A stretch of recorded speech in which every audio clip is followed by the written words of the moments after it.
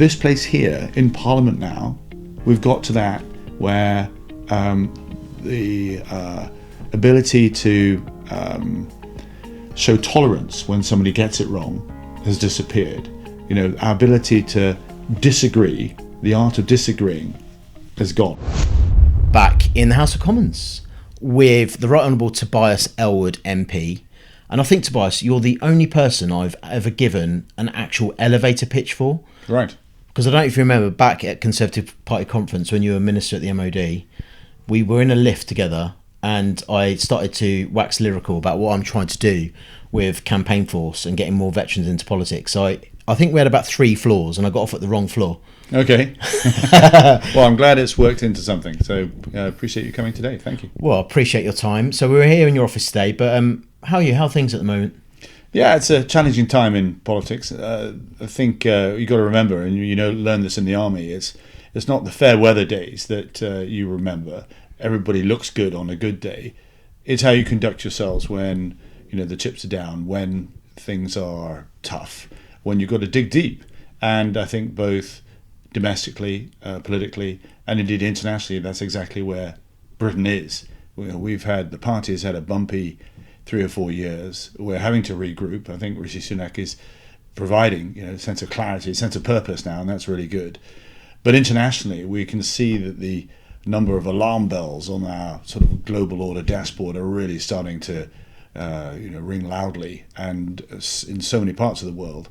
In my view, we've actually slid into a Cold War, and the next phase is a world at war, or many wars, and we really need to get our heads around that the Middle East is one part of a very difficult jigsaw that now we need to lift up our heads and say, we've got to do something about this. Yeah, I don't think... the word crisis gets bandied about a lot, and the old sweats will say, we've been here before, but I don't think we've ever seen anything like this in our lifetime. And as a father as well, it kind of refocuses the mind a bit, doesn't it, with kids about the future?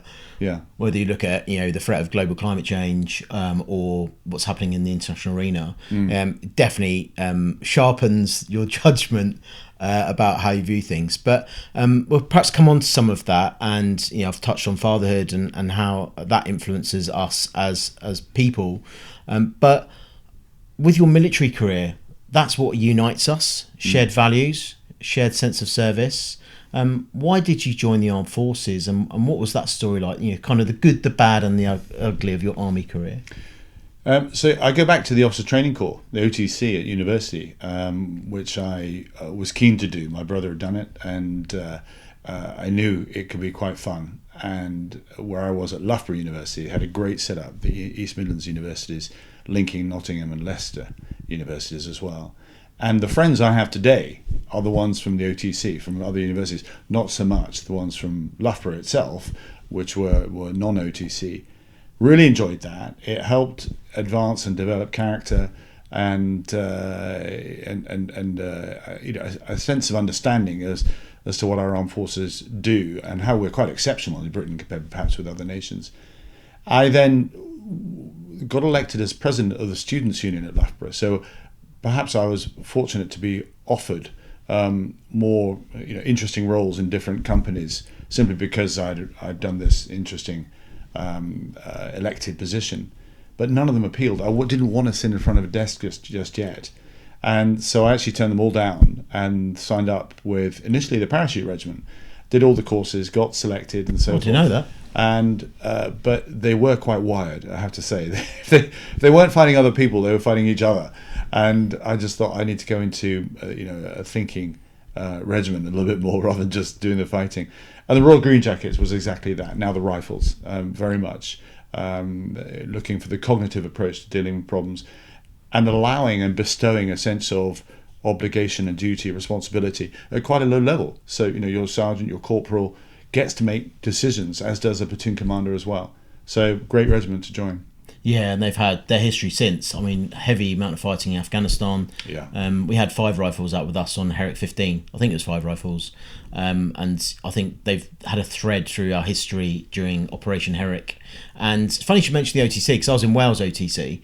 And I completely share that thought about that time. I mean, it was the best kind of club on campus. It was, yeah. Learned to ski, went paragliding, parachuting. Yeah. And it's funny to see where all these people pop up, because not everyone joined the military. Some did, No. But some went into commerce. And I'm finding now, as people, those that served have now become veterans, and they've popped up in business, the NHS, and that foundation is really important. I mean, where's your cohort started to pop up in across? Did many of them join or have gone into business? One of them ended up joining, running Carphone Warehouse, for example. You know, there's so they've in all walks of life. But you're absolutely right to say that whether it be the cadets or indeed the OTC, even if you don't join the armed forces become regular, you know, some may join the TA as well. The fact is that you've been exposed to the importance of what our armed forces does, and you then value and appreciate and respect others who then choose to pursue that. So if you are working for a big or small business and an employee says, can I have, let's say, the Friday off to go for my TA weekend, you're more than happy to then say yes, because I understand what you're going to do and I benefit from it because how it advances your own character and confidence. Yeah, on character and values, I often have to interrogate who I am and where that comes from. Is it my family values and what I grew up with and what I was taught by my parents, or is the military values? I think it's this kind of hybrid version of the two, because I look at my brothers and my late sister, and there are definitely some commonalities, but actually there's a bit of a standout moment, I think, in terms of the values that have been ingrained upon us through military service. Yeah. I mean, how have you adopted those values in your life? Yeah, I think firstly, you know, a sense of purpose, a drive, a vision, also confidence as well. You know, how you carry yourself, completing a job. You know, there's grit, tenacity, you know, a real sense of resolve. You know, to complete something, not to sort of 9 till 5, then clock off. And there's also respect for others as well. So there's the leadership and the teamwork aspects of it. You know, it's the basis for which, you know, any employer should be proud to then, you know, employ somebody who's had that background and upbringing. So, and particularly Britain. I mean, different forces around the world operate in different ways, but I think we can be very proud of where our armed forces are today because of those values, because of the professionalism we're able to uphold, whether it be here nationally or indeed when we're overseas. I mean, I served under you when you were a minister, and I was at the MOD working at Defence Relationship Management on the Armed Forces Covenant. That must have given you an insight into how other nations do that, then the relationship between nations and their veterans. What are kind of your observations from that time? Yeah, we did at the Invictus Games, both in Sydney and indeed in Canada. We got all the other veterans ministers together to compare notes as to how we're doing, and everybody's very interested in what's happening in the UK. That said, we learnt an awful lot about what other countries are doing as well, the importance of those shared values, of where we're going, what we're doing to recruit, to retain and so forth, and to look after. The biggest shared concern was the fact that those people who serve in the military are not very good at putting their hand up to say they got something wrong, particularly with their mind, and that, you know, that may be somehow damaged. And we now recognise that fix it early, it is fixable, let it incubate, and it's tougher as well. So, and that's the important message. I'm pleased the work that we did, particularly with the Covenant and so forth, was to remind everybody that there is help there, should you need it. Not everybody will, but some might, and they need to know where to go to if that's the case. Yeah, I found it a really interesting journey from being someone that was the advocate and the practitioner of the Covenant and everything it stood for, both in business and in society. And then all of a sudden I've switched roles because I've become a beneficiary by being someone that's accepted help from Op Courage, and also being a Team UK athlete for the Invictus Games this year. Yeah. But I've seen, you mentioned that engagement is such a brilliant way of nations to engage. 21 nations this year in Düsseldorf. Yeah. And the ministers using that time to have, in a good atmosphere, to come together and share values and ideas, and I'm really pleased to hear that was your experience too. And sport is such a leveller. It is very much so, indeed. So, and that's something that, of course, you apply a lot in the armed forces too, whether it be the regulars or indeed the reservists. Yeah, I mean, we mentioned family, and about values. I mentioned my late sister, and I know you've spoken bravely about your brother John, and his tragic loss of life in the Bali bombing. And if you're comfortable to do so, what kind of person was John?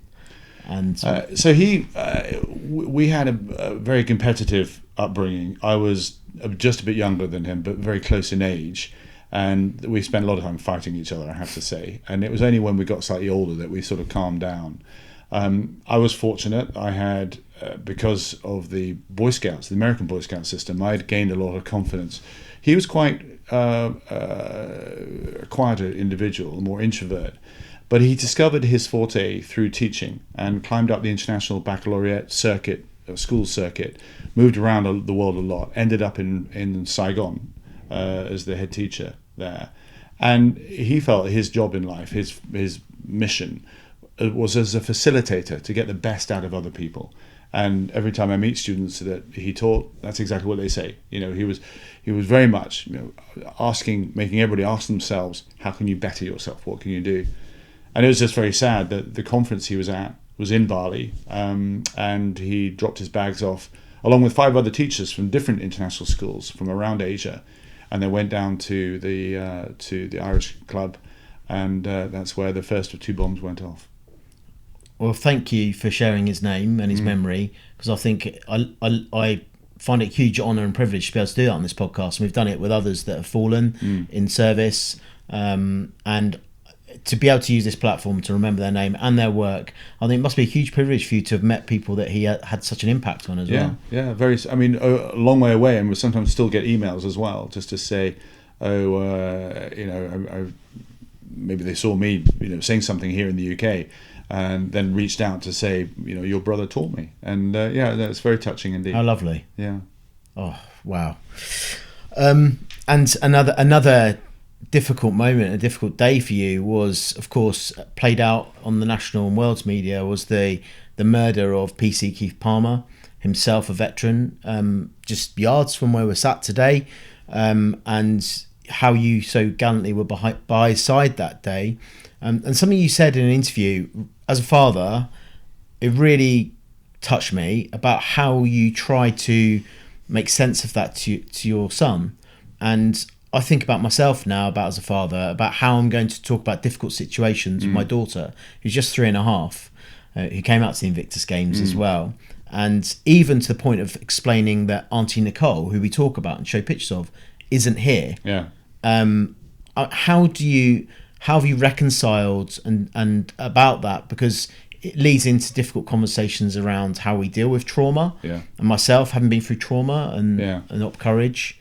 And how, particularly our young people that have been through COVID as well.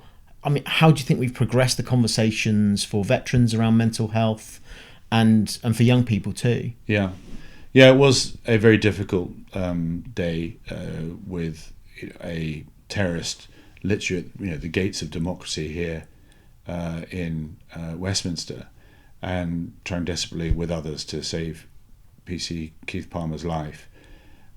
I wasn't aware that it was being followed by the media, because everywhere went very quiet. They closed the streets off, and we tried to keep him alive. That went on for some time. It was only later that became apparent that there were cameras watching and portraying this across the world. And my son was watching this at home, and I did once I was clear, and that was why I texted to say, listen, I'm fine, in case of whatever you saw and what's going on. But he stayed up on as I walked in, he was on the top of the stairs, sitting there, waiting for me to get home. He wanted to make sure I was okay. And I went up to him and gave him a hug, and he just said, why? Why does this happen? And I just said, there are bad people in this world, but they are outnumbered by good people. And as long as that's the case, then our world can move forward to a better place. But in answer to your question, we are still bad, particularly in the military, of putting our hand up and saying we're affected by things. And I think I was affected by my brother's death in Bali. I mean, it was a mess. 200 bodies in the morgue, and I had to inspect every single one of them to find my brother. My sister called me up. She was actually another head teacher in Penang and in Malaysia, and she'd gone down straight away and said, it's chaos here, Tobias, you've got to come over, you're in the army. So there's a division bell going as we speak now, but it'll stop in a second. So she said, get out here and help me find my brother, our brother. And we tried the hospitals, nothing there. Finally went to the morgue, 200 bodies, one by one. Eventually, I found what looked like him because they were all very charred and black. And I brought the dental records out, and then we were able to confirm. My brother had actually had a keyhole surgery on its back, and it was the little hole in the back when I looked. That was the indicator. But I never really spoke to anybody about that. I kept it to myself. I never sought any professional help. I didn't think I needed it. And it wasn't until a few years later that I had a moment, or a couple of moments, and I realised that I need to talk to somebody about it. So important that when that moment comes, when you do want to speak, that the machinery is there. And thankfully, the veterans charities and organisations are now expanded. They're absolutely phenomenal in the UK. They really, really are. The important thing is to make sure our veteran service personnel use them when they need to. And I hope that you bravely sharing that story today, someone listening will hear this and be inspired, like I was, lying in a hospital bed, getting flashbacks. It was only the stories of others that I didn't know I'd benefit from one day. I sat on a commute to London, going down to the MOD, and listening to other people talk about the trauma, and I was okay. Then I was by my sister's side when she passed, in a hospice, and not looking like my sister, and it was awful. It really was, but I'm so blessed to have been with her. But I thought I was okay. I was the strong one in the family. It was actually my dog coming up to my side and licking my face when I was crying one day. There was a bit of a combat indicator that I needed some help. And then trauma happened to me in the motorcycle accident. So I think they do say, my counsellor said that everyone experienced trauma from grief, from relationship breakdown. Throughout your life, you have these little twigs of trauma down the river. Then one day something big happens and a big bundle comes and blocks the river. And I think that was probably the motorcycle accident and Nicole's passing, so close together that I just had to unblock that. So for anyone that does listen to this or watch it on YouTube, then I would say look up the things that people like yourself as a minister at the MOD helped champion, and as we're seeing now with Johnny Mercer, the Office of Veterans Affairs with Op Courage, just reach out and just simply Google or speak to others or listen to podcasts, whatever it is that is the bit. So I thank you for sharing that. Yeah, I think it's also important to recognise that the immediate people around somebody have a duty to some degree to look out for those indicators and then chat. And often it's the case that when you work with veterans organisations, it is the partner, the wife or the husband or whatever, or even the children that say, listen, can you take a look at my relative, my close personal friend that I have here needs attention. And because there's a reluctance for the individual to step forward themselves. And sometimes it can be so exhausting. So for me, sat in my little garden office during lockdown, having experienced trauma, and crying in my office, I was exhausted. They say, to pick up the phone. It's not as easy as that. I found it exhausting. I didn't feel prepared to be able to pick up the phone and explain this to someone, be that Op Courage or a friend. So I do say to people, actually, when you're feeling good, use that as an opportunity just to choose a couple of trusted people in your circle, just to explain stuff. And if the moment comes to pick up the phone, you've done it already. You've done the hard part. Exactly. When you're in a good place. So I just hope that this podcast can help contribute to that conversation, just as it did for me and just as it has for others, to be able to get some help. So we'll move on to kind of more political business, and probably this year has been a difficult year for you. It would be no surprise to our listeners to hear that. And you went out to Afghanistan, somewhere I've served, and back to Helmand province, and released that video, kind of infamous video now to many, about the progress of the Taliban in Afghanistan. And you did apologise after that about some of the missteps, I think was the quote, about some of your wording. How do you reflect on that now? Yeah, it's a raw subject, there's no doubt about it. And I think any journey, any reflection on Afghanistan perhaps needs to begin with recognising the huge loss of life. In fact, I went to the cemetery from a previous Anglo-Afghan engagement in the centre of Kabul. They now have the names of the 455 listed up there in date form as well. And I was with General James Cowan, who's the head of the Halo Trust, and he was brigade commander there, found his year and all the people that we had lost. Wow. That should have been the starting point to say, Yeah. listen, we are here, that's where we are. And a recognition that the political diktats that come from Kandahar, the supreme leader, Akhundzada, really do resonate across the world to show it's sliding into a bad place. The observations I saw, though, were very strange and very surreal, and that's what I wanted to report. This is a country that in 2 years' time will collapse, either economically or from a humanitarian perspective. We just had the earthquake. Exactly. Or, my worry is from a terrorist perspective, because as we're seeing in the Middle East flare up, we're now seeing ISIS-K develop and take over and will grow to be larger than Al-Qaeda. Yeah. And we saw what Al-Qaeda was capable of doing. So these are my concerns. So it was clear, and I've spoken to many diaspora from different, parts of the political divide here. Nobody's calling for regime change. Nobody's saying get rid of the Taliban. And if you're not saying get rid of the Taliban, but you want to help 40 million people that have been left behind that feel abandoned, because we handed over power to the Taliban, don't forget. We chose to do that. Then you have to engage. You have to engage. And that doesn't mean recognition. It simply means to somehow engage to help those 40 million people. And the other distinction I saw was the political makeup between the isolationist Kandahar part of the Taliban, very different to what are called the more practitioners of the Taliban that are based in Kabul, that have to run the ministries. They recognize that what Kandahar is saying doesn't work. You can't remove all women from the workplace. Who's going to be your doctor to look after the female population? Because you're not allowed to, by Sharia law, have males, looking after females. So what we saw was the those in Kabul having to have a very different, subtle approach and wanting to engage with the international community, very different from that at Kandahar. Now our question is, can we then embolden those in Kabul to be able to then advance, look after the 40 million people, and hopefully overtake, from a power perspective, those in Kandahar? That's the big question, and that's what I was learned. That is the debate that we need to have. Right now we're cutting our aid, to Afghanistan.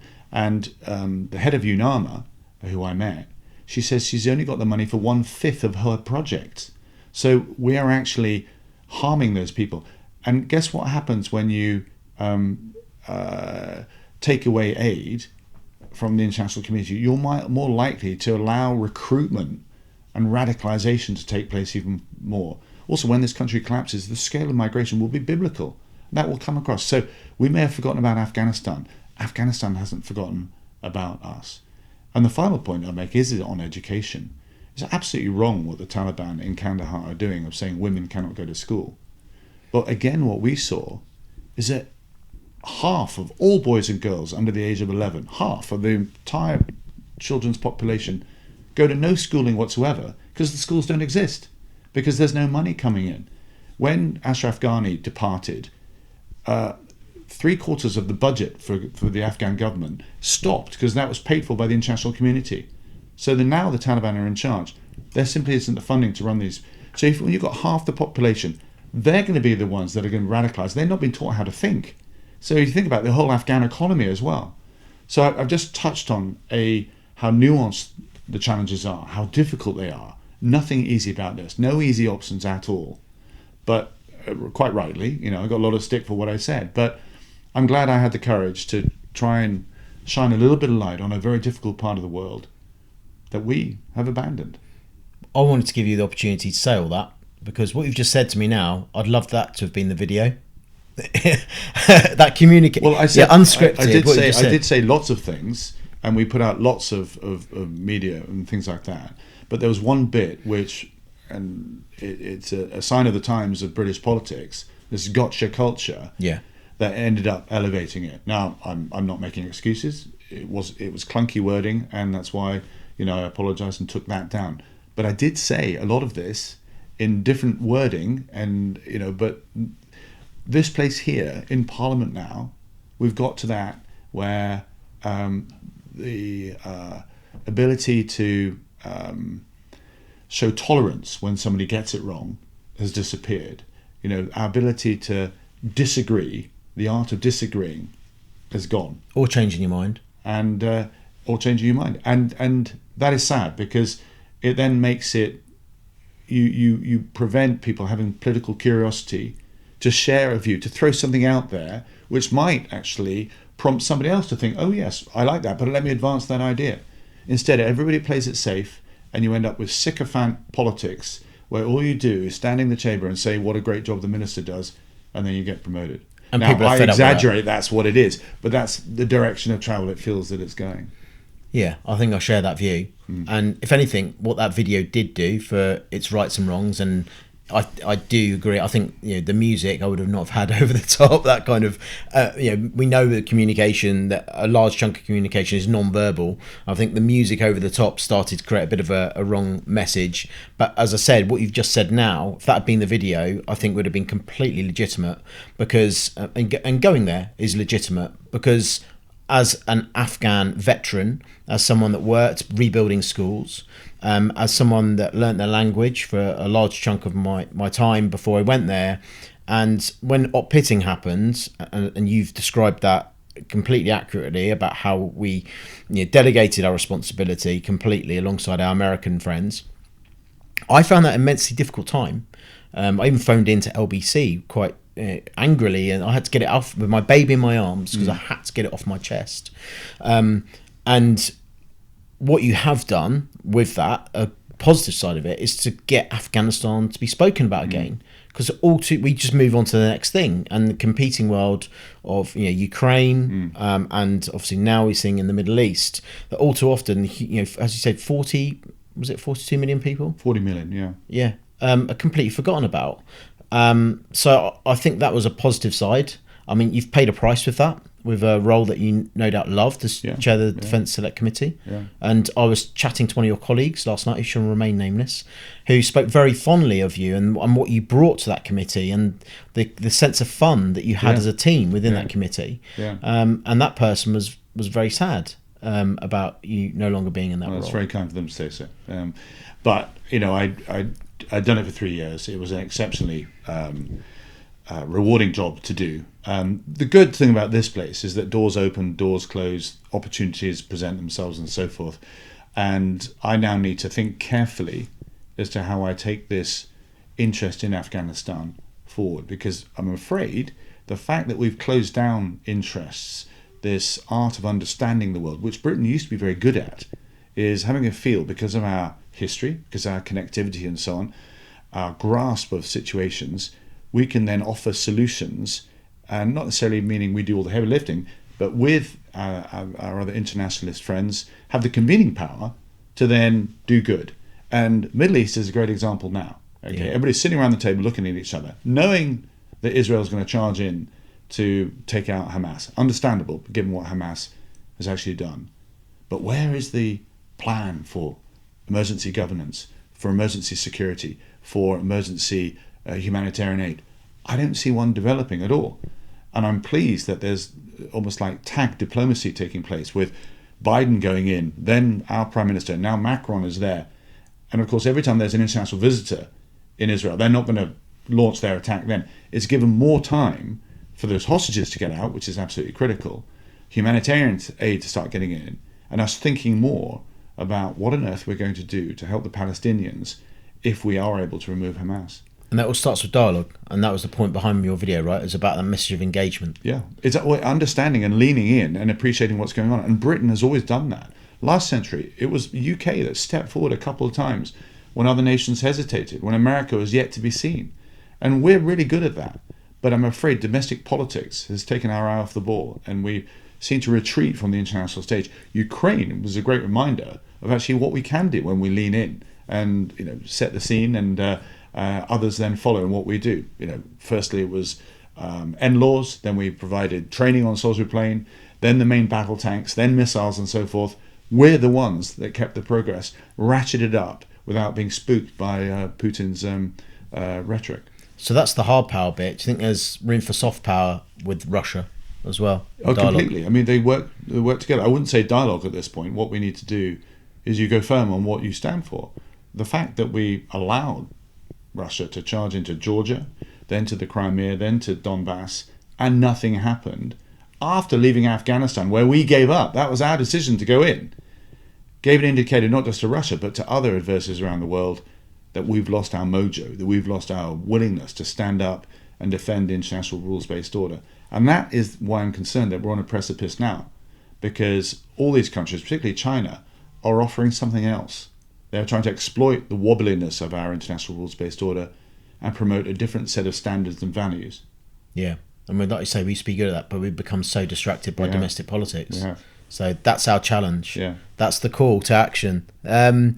So Afghanistan is going to remain an interest to you. I mean, have you spoken to people like Roy Stewart about Yeah, a lot. He was very supportive from the start, I should say, as were others. People who understood what was going on there supported me, even though they had, like you said, you could have chosen your words differently. But absolutely, the fundamentals of opening a British embassy there so we can understand what's going on.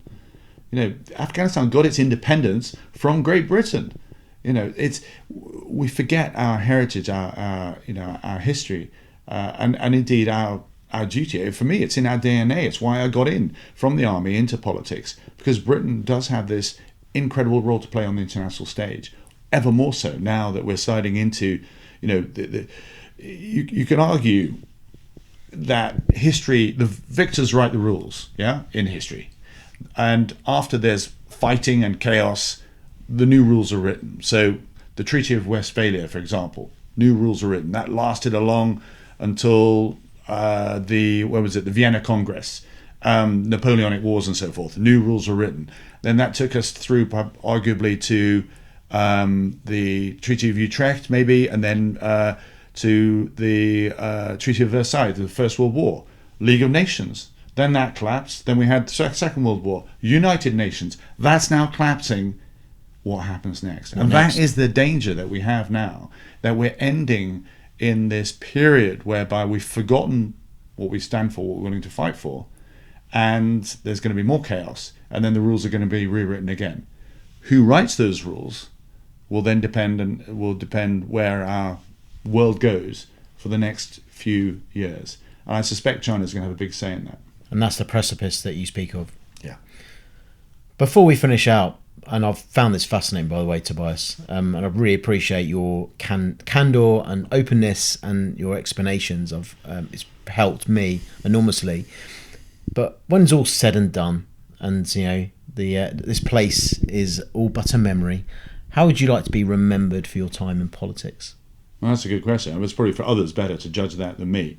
I think one that's where my conservative approach has remained constant.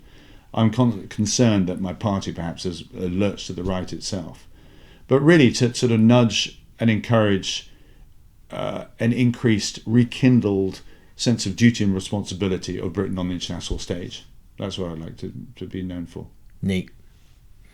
Tobias Ellwood, thank you so much. Thank you very much indeed.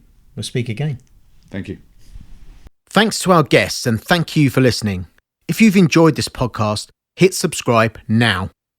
Alternatively, you can support our mission by checking out in the show notes below, where you can rate, donate, or become our mate. Thank you.